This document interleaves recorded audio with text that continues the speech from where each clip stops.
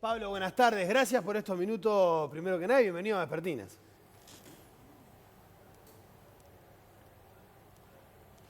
¿Vienes? No sé si nos Creo está que no nos está escuchando, escuchando exactamente. Está concentrado.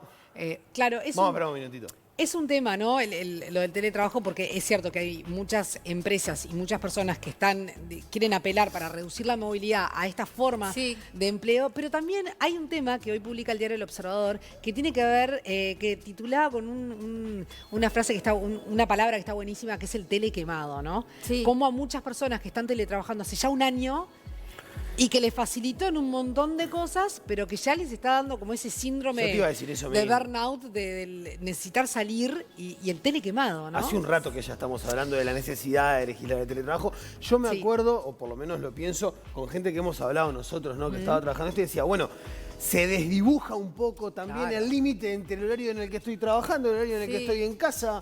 Empiezo a solucionar problemas que son de mi trabajo de 8 horas a las 10 de la noche, ¿no? A ver, tenemos a Pablo ahora. Pablo, buenas tardes. ¿Qué tal? ¿Cómo les va? Te agarramos concentrado, te agarramos concentrado. Sí. Ahora sí.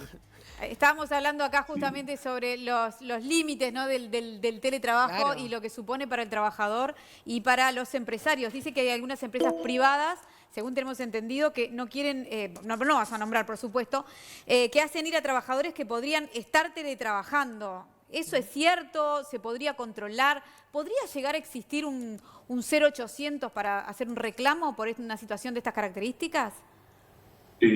A ver, puede pasar porque en realidad no hay una norma que obligue al teletrabajo, lo que hay es una exhortación a las empresas privadas para que en la medida de que el trabajo que desarrolla el trabajador se pueda realizar a distancia, efectivamente se efectivice así, pero no hay una obligación, no hay una norma que establezca de parte del Estado que el mecanismo de vinculación laboral deba ser obligatoriamente el teletrabajo. Por eso estamos en una situación donde, al no haber obligatoriedad establecida, es el empleador, en el acuerdo con el trabajador, el que determina si hay una situación que amerita el teletrabajo. De todas maneras, ha habido un aumento del teletrabajo en los últimos meses, que es fruto de esta situación de pandemia. Nosotros tenemos por delante la posibilidad de la aprobación de una ley que regule el teletrabajo, pero no va a haber obligatoriedad. Es decir, la regla es que las relaciones laborales se llevan adelante en base a un acuerdo entre el trabajador y el empleador, pero no hay obligatoriedad con respecto al teletrabajo privado.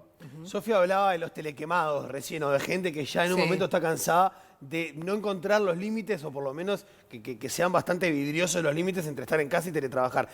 A tu modo de ver, ¿estamos atrás? ¿La venimos corriendo de atrás de alguna manera en el terminar y promulgar esta ley de teletrabajo?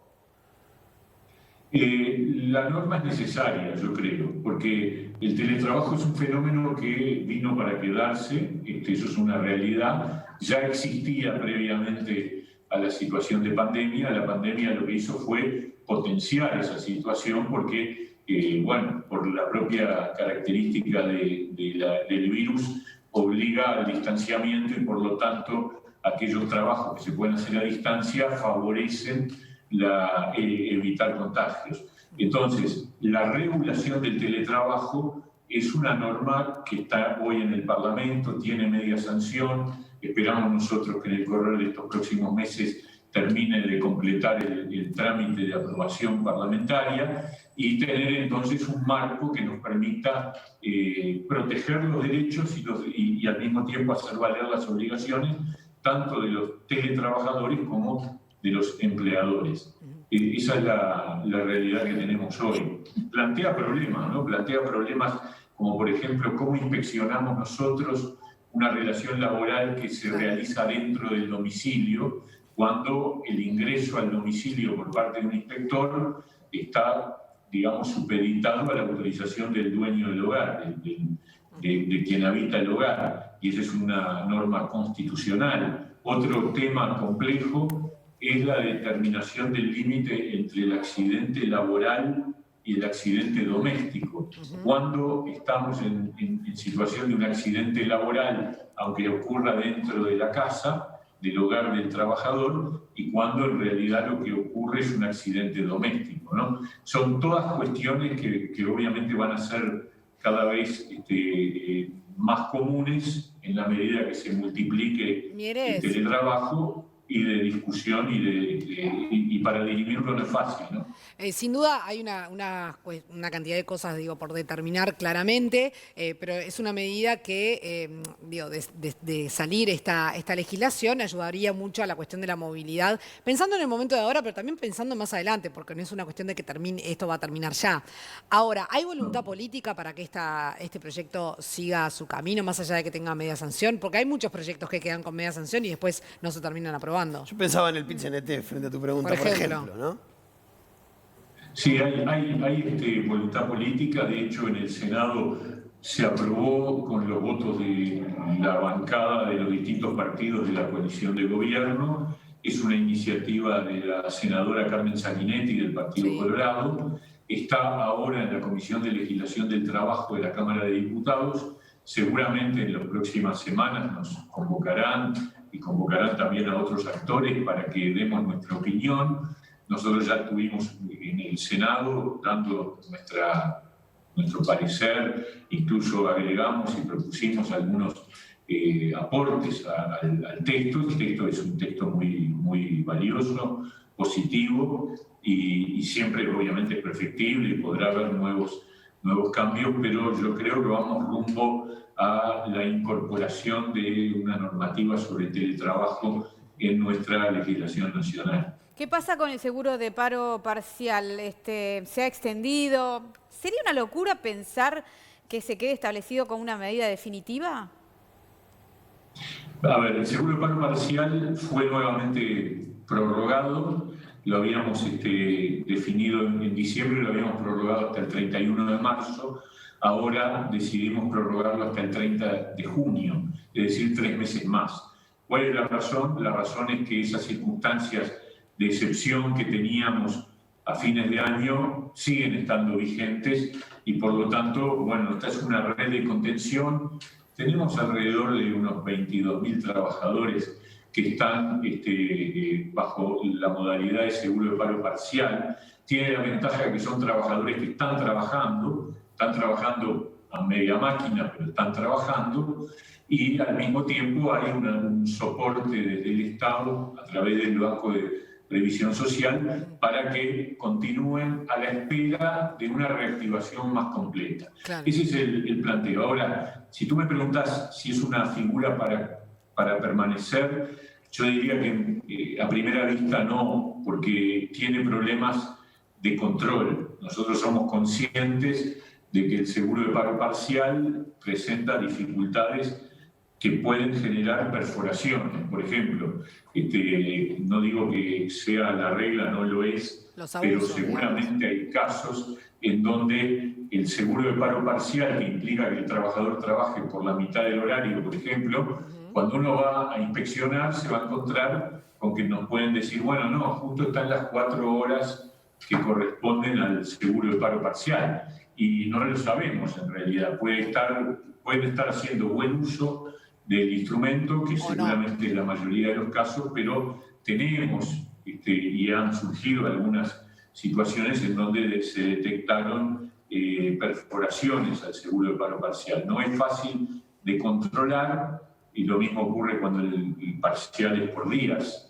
Uno va a inspeccionar y justo está el trabajador que está en seguro de paro parcial, pero está en los días, comillas, que correspondían a la presencialidad. Claro. Entonces, no es una figura para que permanezca. Esa es la impresión que tengo. Por supuesto que cuando lleguemos al final de todo este recorrido tendremos que hacer una evaluación final o cambiar la modalidad de aprobación, porque el problema es que el seguro de paro parcial se declara a mes vencido, con lo cual el control todavía es más difícil. Pero si lo hacemos con una modificación en cuanto a que se declare previamente, igual va a haber un problema de fiscalización sobre el uso efectivo del seguro de paro. Recién hablaba de la tasa de desempleo, ¿no? Y obviamente es una de las principales preocupaciones de los uruguayos. Hace unos días estuvo aquí el economista Agustín Iturralde y él, una de las preocupaciones que planteaba era, más allá de las cifras de desempleo, la cantidad de gente que dejó de buscar empleo, ¿no? ¿Tienen forma ustedes del Ministerio de medir esto, saber exactamente cuánto es esa cifra y qué se puede hacer para incentivar a que esa gente vuelva a buscar empleo? Porque también obviamente lleva una precariedad de la persona esa situación. Está muy bien. La idea de que hay gente que está desocupada pero que no busca trabajo y por lo tanto no aparece en la estadística, nace del hecho de que cuando uno mira las cifras de la medición en la encuesta de hogares de quienes están desocupados, la variación es mínima con respecto al periodo prepandemia. Es decir, para que tengan una idea, en febrero del año pasado, la tasa de desempleo llegó al 10,5, que es la cifra más alta desde el 2007. Y durante todo el año 2020 e incluso en enero del 21, la cifra de desempleo siguió oscilando entre el 10,5 y el 11. De hecho, la cifra de enero es 10,7, o sea, apenas 2 décimas por encima de lo que era en febrero del año pasado. Entonces uno tiende a sospechar de que hay ahí una subrepresentación de la cantidad de desocupados. Y la forma de encontrar dónde está la clave para entender por qué no aparece ese número de desempleados mayores es porque ha habido lo que sí hay es un deterioro de la cantidad de ocupados, es decir, hay ocupados ausentes, es decir, personas que son activas pero que no están trabajando y no están buscando trabajo. Entonces, ahí uno calcula que puede haber, los especialistas hablan de 1 punto o 2 más, o sea que quizás la desocupación real pueda estar en el orden del 11,5%, capaz 12%, por ahí debe andar. De todas maneras, es una cifra inferior a la que se pronosticaba cuando estalló la pandemia. ¿Y el trabajo en negro? Bueno, en alguna hipótesis hasta del 20%, y después se hablaba del 15%, bueno, no, estamos hablando de quizás 11, 12% probablemente. ¿Y el trabajo en negro? Es una cifra alta, ¿no? Es una cifra alta, sin duda, ¿no? Sí, perdón. No, y el trabajo en negro me preguntaba, porque también cuando pasan estas cosas, estas crisis, muchas veces también eso es otra de las cosas que empieza a suceder, ¿no? El trabajo en negro.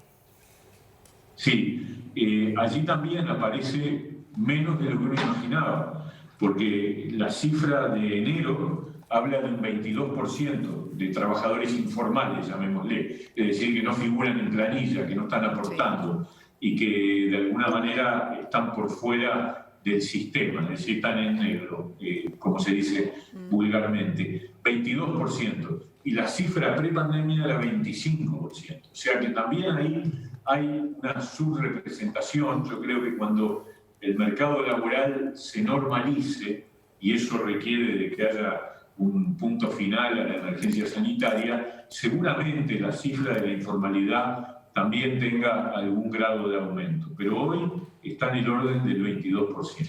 Quiero preguntarte por algo puntual, porque yo a veces me imagino que alguien en su casa también escuchás estas cifras, ¿no? Y es como algo macro, como algo que capaz que para el que está en la casa y justamente hablamos de él y no tiene trabajo, como que prácticamente no termina de entrarle en la cortita, ¿no? Y algo que sí hace un tiempo salió, o que por lo menos se planteó desde el Partido Independiente, y me parece que también va al bolsillo directo de la gente, son aquellos 4.200 pesos para 300.000 trabajadores, que fue hace, no sé, fue hace un mes más o menos, ¿no? Que se planteó la idea. Te pido cortita porque tenemos que ir cerrando, pero ¿en qué quedó eso? ¿Cuáles serían esos 300.000? Es un tema que está arriba de la mesa. Está claro que hay una convicción de que hay que aumentar el apoyo de lo que significan las ayudas alimentarias. Son unos 300.000 personas que están recibiendo apoyos alimentarios promedio durante los últimos meses desde que estalló la pandemia, y obviamente está en la mesa de trabajo un debate sobre el incremento del apoyo alimentario actual. Nosotros hablábamos de 4.200, será 4.200, será otra cifra, pero todavía están en proceso de definición.